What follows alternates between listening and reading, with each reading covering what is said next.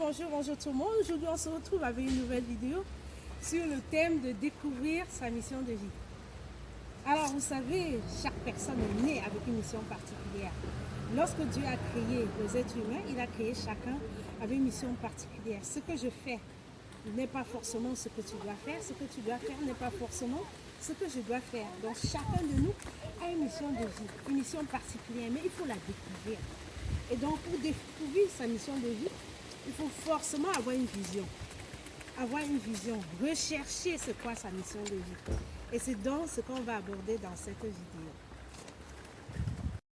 Rechercher sa mission de vie, c'est bien évidemment se poser la question sur tous ses atouts, sur ses capacités, sur tout ce qu'on a la possibilité de faire facilement. Donc c'est la première chose. La première chose à faire, c'est de rechercher qu'est-ce qu'on fait facilement, les capacités qu'on a de faire quelque chose facilement. Il y a dans la vie certainement quelque chose que tu peux faire facilement et que tu le fais tellement bien, tu le fais sans contrainte, sans attendre qu'on te demande, sans avoir des difficultés pour le faire, et tu le fais de façon aussi régulière. Parfois ce sont des choses que tu réalises même depuis ton enfance, mais tu ne sais pas que c'est ça ta mission de vie.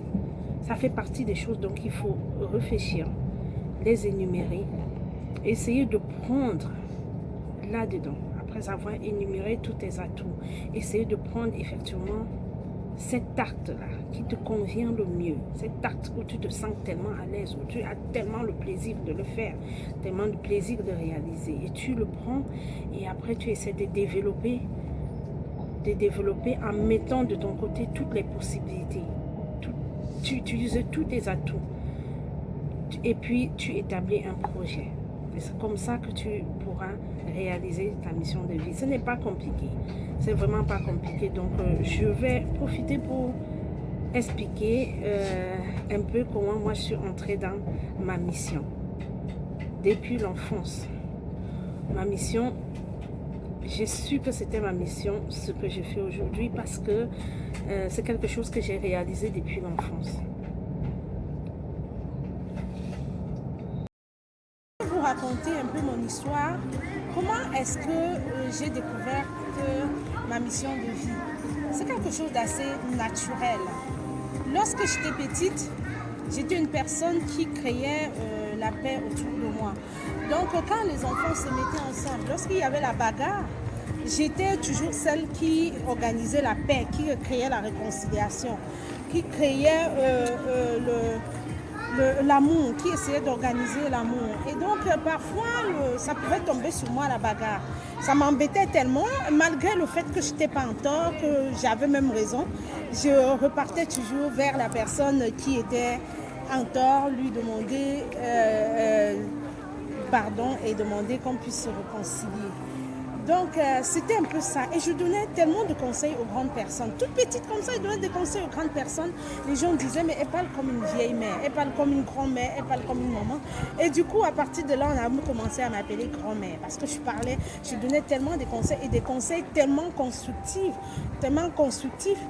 comme si vraiment j'avais un certain âge, comme si je les avais appris à l'école. Et pendant que les enfants s'amusaient et autres, je passais plus du temps à regarder la télé, à lire les journaux, à écouter des histoires des grandes personnes. Et tout cela m'instruisait et m'amenait à connaître des choses qui étaient au-delà même de mon âge. Donc, et après, je suis allée faire les études de droit. Lorsque j'ai fait les études de droit, mon objectif était donc de devenir avocate ou magistrat. Petit à petit, après les études de droit, j'ai constaté que être avocate ou magistrat ne devait pas forcément m'arranger, parce que parfois les magistrats condamnent les gens à tort, ou alors les avocats défendent les gens qui ont commis des torts aux autres.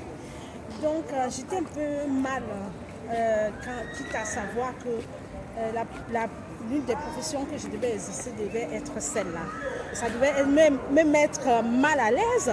Et du coup, j'ai décidé de me diriger vers le social. Donc, lorsque je suis allée en Europe, j'ai décidé de me diriger vers le social. Je me suis inscrite pour faire une spécialisation en ressources humaines. Mais après, voilà, j'ai basculé et je me suis retrouvée comme éducatrice spécialisée et donc je suis conseillère sociale. Et dans le travail que je fais, j'écoute tellement de gens, je donne tellement de conseils, j'aide tellement les gens à avancer. Je ne peux pas compter des centaines de personnes, des centaines de milliers de personnes que j'ai aidé dans le cadre professionnel depuis presque 18 ans à trouver leur bonheur, à retrouver leur santé, à entrer dans leurs droits, à trouver un emploi ou retrouver un emploi perdu. Tout ça vraiment, et ça c'est une grande ressource pour moi et surtout un bon bénéfice pour moi.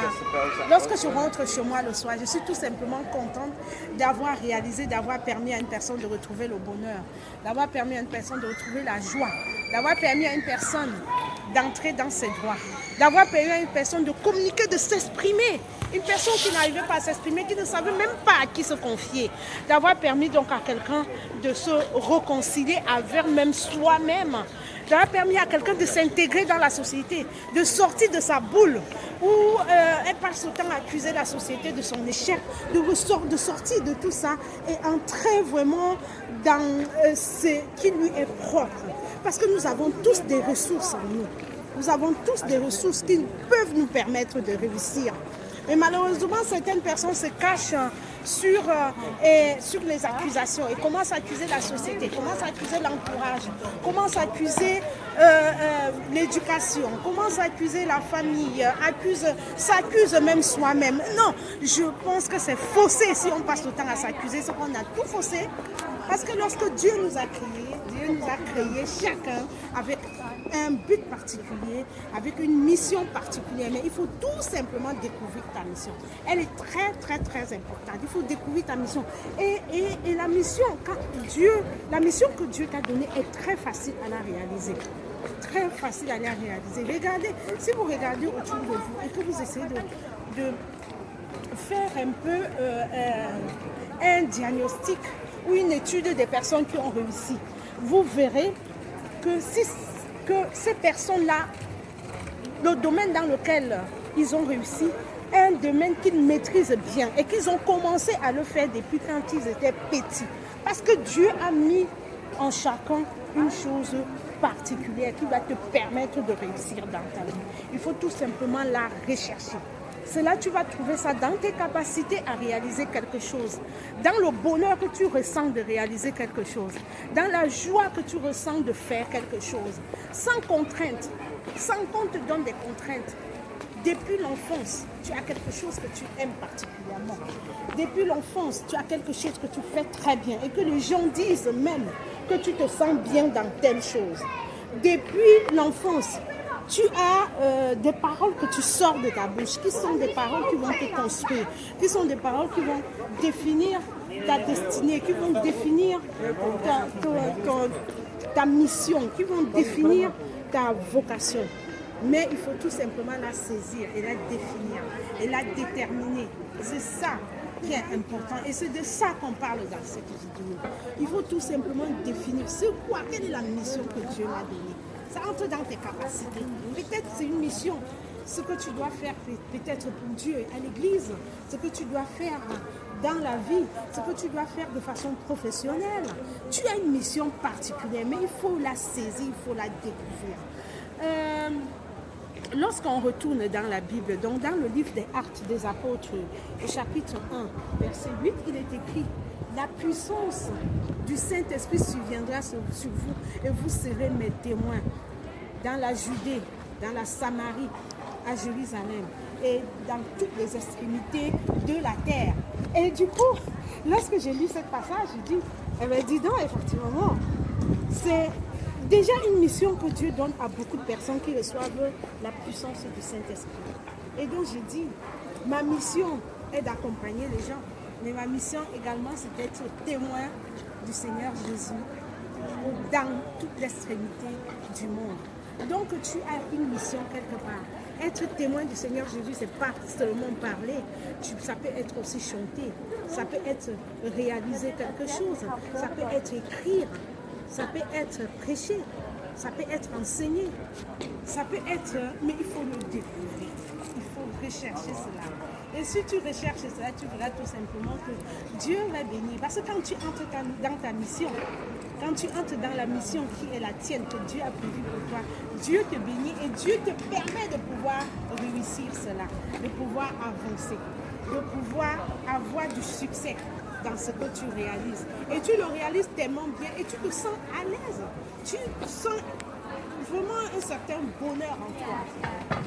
Donc voilà, et je prie, on va développer davantage dans d'autres vidéos. On va développer davantage dans d'autres vidéos. Et je prie que le Seigneur puisse ouvrir tes yeux afin que tu puisses découvrir quelle est ta mission sur cette terre.